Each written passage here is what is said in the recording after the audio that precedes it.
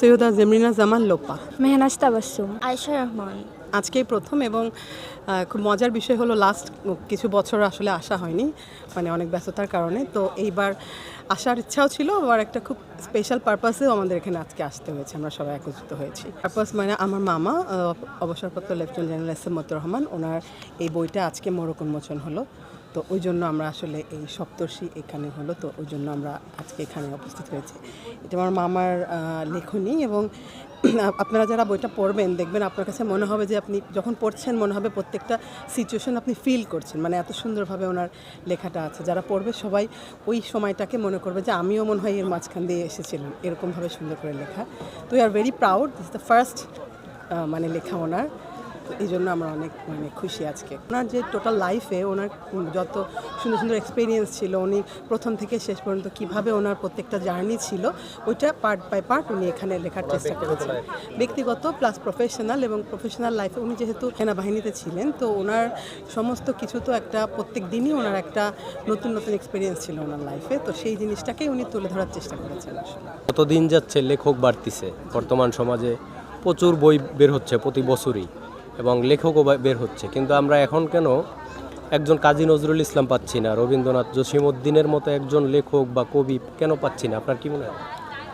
আসলে তখনকার দিনের মানুষের চিন্তাধারা, মানসিকতা এবং ওনাদের যে বোধটা, সেই সময়ের সিচুয়েশনটার সাথে এখন আমরা যে ডিজিটাল চলে আসছি এবং জিনিসগুলি এতটা ইজি হয়ে গেছে মানুষের কাছে, তো এখন দেখা যাচ্ছে যে কেউই তার মতো একটা লেখা লিখে এসে তার আগের মতো অত তাকে স্ট্রাগল করতে হচ্ছে না এটা মানুষের কাছে পৌঁছানোর জন্য।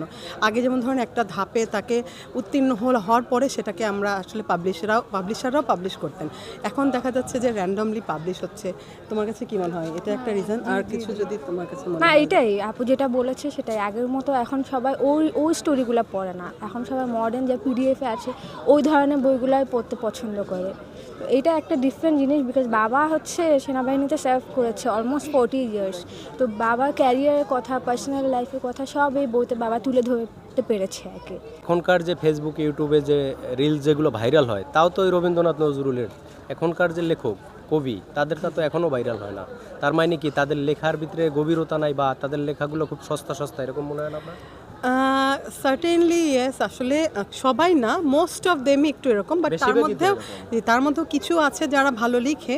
কিন্তু আমরাও কিন্তু আমার আম্মুর মুখেও কিন্তু ওনাদের কবিতা শুনে শুনে, যেমন জসিমউদ্দিনের কবিতা, কবর কবিতা, এরকম অনেক কিছু আমাদেরও মুখস্থ হয়ে গেছে ছোটোবেলায় ওনাদের মুখে শুনতে শুনতে। আপনার আম্মুর, আপনার বা আপনার মেয়েরও, তাদেরও তো এখনও রিলসে তাদেরটাই বেশি জনপ্রিয়। জি জি জি, অবশ্যই। তো আর আমার মামা, আমার বড় মামা, উনি ছড়াকার নাসের মাহমুদ, প্রয়াত, উনি রিসেন্টলি চলে গিয়েছেন। উনিও সারা জীবন স্ট্রাগল করেছেন যে অরিজিনাল লেখাটাকে যাতে উনি বাঁচিয়ে রাখতে পারেন আর কি। এই জন্য উনিও ওনার বইমেলায় প্রতিবার 2-3টা করে বই রিলিজ হতো।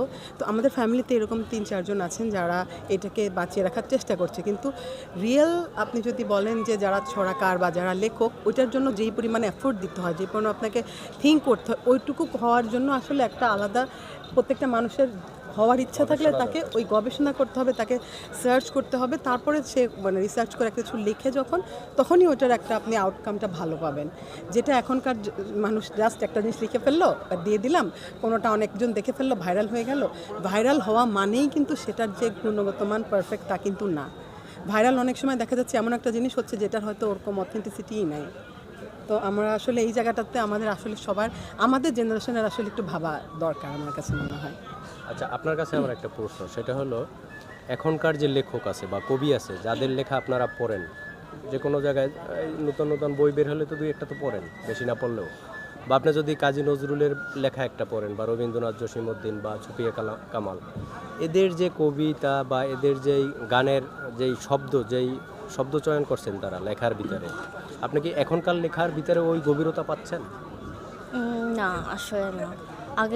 আগের বইগুলো আরও অনেক কমপ্লিকেটেড ছিল, ওনাদের ভাষা আরও অন্যরকম ছিল। বাট আসলে এখনের আমার মনে হয় এটার পিছনে একটা রিজন আছে, কারণ আসলে আগের বইয়ের যারা লেখকেরা ওভাবে করে লিখতো, তো আগের অডিয়েন্সটার জন্য ওটা হয়তো আরও বেশি অ্যাপ্লাই করতো। বাট এখনের বাচ্চারা বা এখনের জেনারেশনরা তো আসলে ওভাবে করে সেই ভাষা হয়তো বুঝে উঠতে পারবে না। তো ওদের জন্য যেটা অ্যাপ্লিকেবল বা যেটা আরও আন্ডারস্ট্যান্ডেবল, ওইটা হয়তো আজকালকার বইতে আজকালকার লেখকেরা বেশি অ্যাপ্লাই করে। নজরুল ইসলাম সে নিজে বেশি পড়াশোনা করে নাই, সম্ভবত 8 পাস করছে। তো সে যে লেখাগুলো লিখতো পড়াশোনা করতে হইতো তার লেখনী, তার অর্থটা বোঝার জন্য। কিন্তু এখনকার যে লেখক বা কবি, তাদের যে একটা মানুষ পড়াশোনা করে না, একদম অশিক্ষিত, সেও যদি একটা কবিতা পড়ে সেও বুঝতে পারে যে উনি কি লিখছে। মানে আসলে ভাষাটা আমার এত কাছে মনে হয় সস্তা। কি, শিক্ষিত আর সুশিক্ষিত আর স্বশিক্ষিত দুইটা ডিফারেন্ট ওয়ার্ড, কিন্তু আপনি স্বশিক্ষিত হওয়াটা বেশি ইম্পর্টেন্ট। যারা স্বশিক্ষিত তাদের কিন্তু আপনার ভার্সিটিতে যেতে হবে না কোনো কিছু বোঝার জন্য। তো ওনারা অটোমেটিক এতটাই ওনারা ব্লেসড ছিলেন, আল্লাহ ওনাদেরকে ব্লেসড করেছিলেন যে ওনারা, আমার মনে হয় এটা গড গিফটেডই ছিলেন ওদের নিজস্ব। যেই এক একজন, যেমন সুকান্ত ভট্টাচার্য, ওনারা উনি কতদিন ছিলেন, বাট ওনার এখনও সেই দেশলাই, সেই কবিতাটা সবাই এখনও পড়লে পারে মনে হয় যে আমরা এখনই মনে হয় উত্তেজিত হয়ে যাচ্ছি। তারপরে বললাম যে আমার আম্মুদের মুখে শুনেছি। তো ওনারা অ্যাকচুয়ালি এখনকার মানুষদের যে পড়াশোনা আর লেখার জন্য যে আপনার একদম পিএইচডি করতে হবে, নট নেসেসারি। লেখার জন্য আপনাকে অতটুকু বোধ এবং আপনার চিন্তা শক্তি এবং মানুষের প্রতি ভালোবাসা, দেশের প্রতি ভালোবাসা, এই কয়েকটা জিনিস থাকলে আমার মনে হয় একটা ভালো লেখা দেওয়া সম্ভব।